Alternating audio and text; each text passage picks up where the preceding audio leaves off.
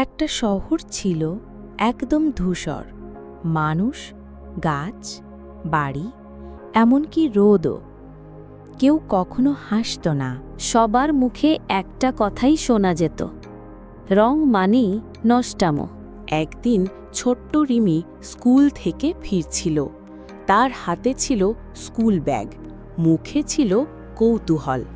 রাস্তায় হঠাৎ তার চোখে পড়ল একটা জাদুর তুলি। তুলিটা হালকা আলো ছড়াচ্ছিল। রিমি অবাক হয়ে তুলিটা হাতে নিল। তারপর ধীরে ধীরে একটা দেয়ালে আঁকল এক লাল সূর্য। আঁকা শেষ যে না হতেই দেয়ালটা চকচক করে উঠল, আর সেই আলো ছড়িয়ে পড়ল চারপাশে। এই রং কে আঁকলো এসব?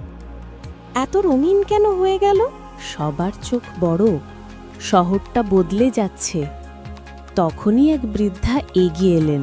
এই রং তো মনকে হাসায়, বাঁচিয়ে তোলে চারপাশ। এক ফোঁটা রঙই বদলাতে পারে সবকিছু। রিমি এবার আঁকল নীল আকাশ, সবুজ গাছ আর একটা রংধনু। পুরো শহর যেন নতুন জীবন পেল। রিমি জানে রং শুধু চোখে নয়, মনেও আলো জ্বালায়। রিমি যেমন শহরে আলো আর রং ছড়িয়ে দিল, তেমন তুমি যদি চাও আরও জাদুর গল্প, তাহলে লাইক, সাবস্ক্রাইব আর শেয়ার করো বন্ধু।